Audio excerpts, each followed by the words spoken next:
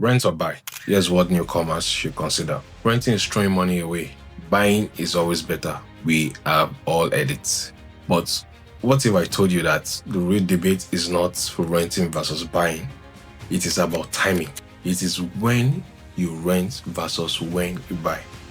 Because indeed, ownership should always be the end goal. But timing is everything.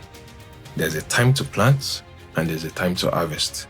And the problem is that many of us just want to harvest immediately without giving enough time to plant or even allowing what we have planted to germinate.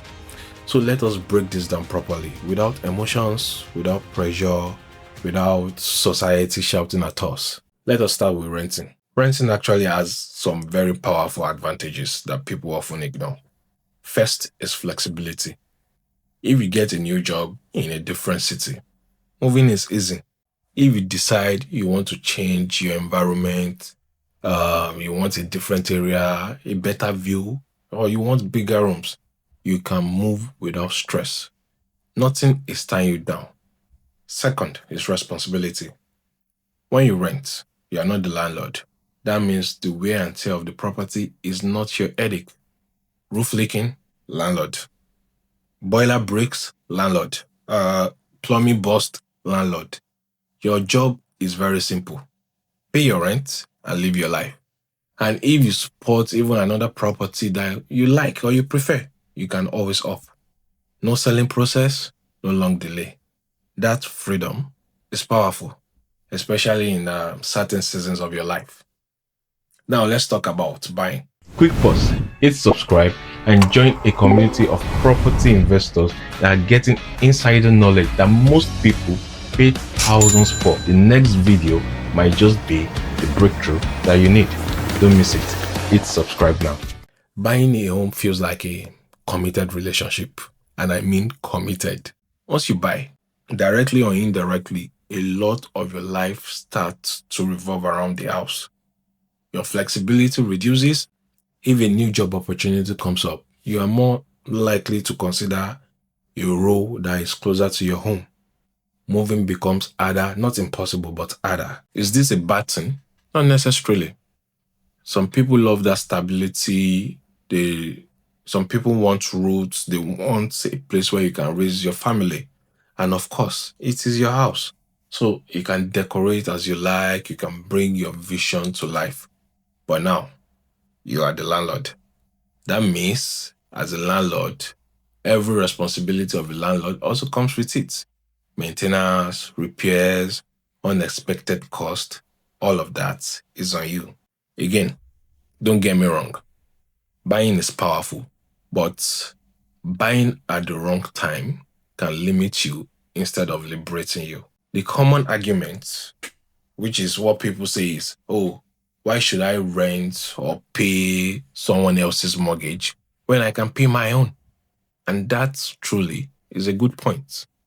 But let us take a look at it properly. If that logic was applied everywhere, we would practically not pay for any service. Imagine if you hired a cleaner and the money you pay them as for their services, that money is helping those cleaners pay their bills and possibly their mortgage. If I buy food from a restaurant, I'm supporting the owner's business and probably also the owner's mortgage. So because of that, does that mean I should not use their services? Similarly, renting is a product.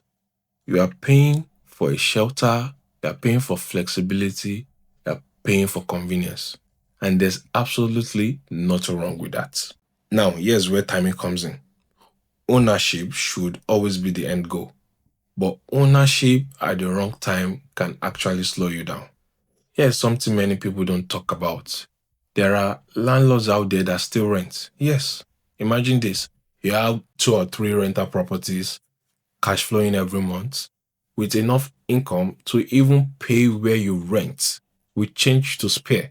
Now you have bought to invest, not to live in. And when the time is right, you can then buy a home to live in comfortably without pressure. Now, compare that to buying a house that only takes money out of your pocket every month. Sometimes, it is not about owning fast. It is about owning smart. So what should you do? If based on your current situation, buying to live in makes sense, amazing.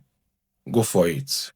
But if renting saves you money monthly, gives you flexibility, and allows you to build capital, then rent without confidence. If you save enough and later decide buying to invest, that's even more better. Then you now have an asset that puts money into your pocket every month.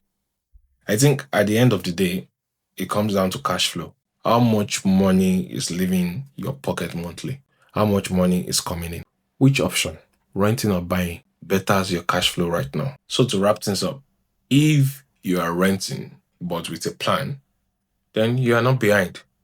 And if you are buying, buy with intention. The mistake is not renting versus buying. The mistake is doing either without understanding your timing. That's it for today. If you liked the video, do give a like and remember to subscribe to the channel.